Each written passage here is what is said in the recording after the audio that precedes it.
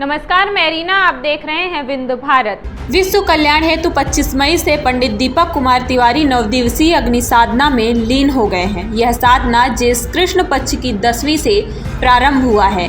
2 तारीख को खत्म होगा 9 दिवसीय यह कठिन साधना। आमतौर पर जूनागढ़ अखाड़े के लोग ही किया करते थे। नौतपे में रोज दोपहर 12 से 3 बजे तक एक गोले के अंदर आग जलाकर नंगे बदन विश्व कल्याण मानव कल्याण के लिए यह साधना सबके बस की बात नहीं। हम आपको बता दें, मध्य प्रदेश के रीवा शहर में झुलसा देने वाली गर्मी में एक अधिवक्ता द्वारा जलते हुए अंगारों के बीच बैठकर कठिन तपस्या की जा रही। प्राचीन काल की तरह कठिन तपस्या कर रहे अधिवक्ता की तस्वीरें देखकर हर कोई हैरान है और सभी यह जानना चाहते हैं कि आखिर अधिवक्ता को इतनी कठिन तपस्या क्यों करनी पड़ रही।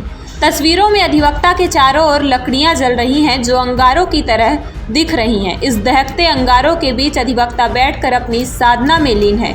यह तस्वीर है रीवा शहर में स्थित प्रसिद्ध तीर्थ स्थल लक्ष्मण बाग की, जहां लक्ष्मण बाग परिसर में रीवा के अधिवक्ता दहकते अंगारों के बीच बैठकर कठिन तपस्या कर रहे हैं।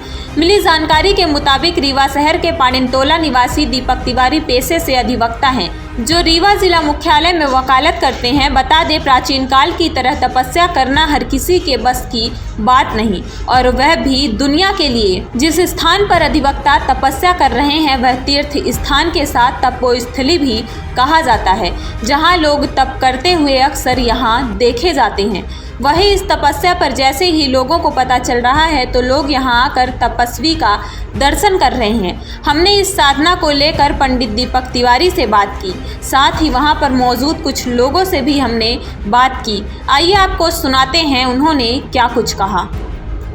इसका इस प्रेरणा तो हमें ईश्वर से, गुरु के मार्गदर्शन से मिलता है।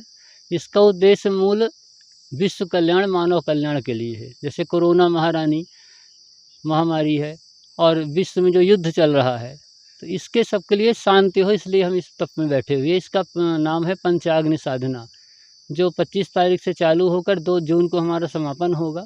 ये जेठ नौतपा में ही इसका शुरू होता है 10वीं से। इसका मूल उद्देश्य पंचाग्नि, धूप में बैठकर आग जला के किया जाता है, इसे पंचनाग्नि कहते हैं।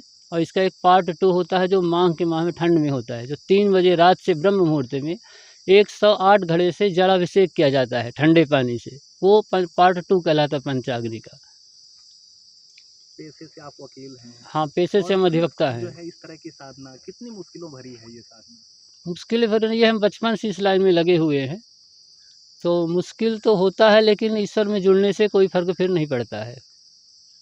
44 डिग्री का तापमान, ऊपर से आग के अंगारे, किस तरह से आप महसूस करते हैं ये सब? हमको कोई महसूस नहीं होता, ना आग का ना धूप का। ईश्वर में लीन हो जाते, इसके बाद कोई आग से, तपन से कोई हमको शून्य हो जाते हैं।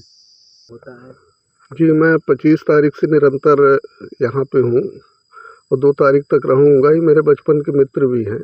ये बचपन से ही इनका अध्यात्म के प्रति रुझान रहा है और ये लगे हुए हैं इस काम में।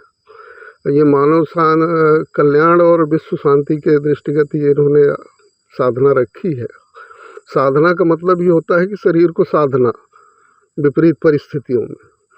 तो ये नौतपा में एक पार्ट होता है, इसको पंचाग्नि बोलते हैं, और एक ठंडी में होता है, उसको अमृत कलश साधना बोलते हैं। ये इसका पार्ट 1 है, इसी का पार्ट 2 उसमें होता है। ये नौतपा में 9 दिन चलता है, 12 से 3, जब सूर्यदेव बिल्कुल अपने पराकाष्ठा पे रहते हैं, चारों तरफ आग जला के। ये जूना अखाड़ा वाले संत लोग ज़्यादा करते हैं घोर साधना मान के।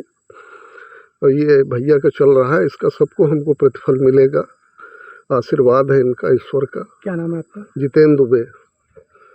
वैसे हमारे ये अधिवक्ता हैं पेशे से, ये इन्होंने जो ये ठाना है कार्यक्रम, तो ऐसा लग रहा है कि वास्तव में इन्होंने इतनी बड़ी हिम्मत जुटाई।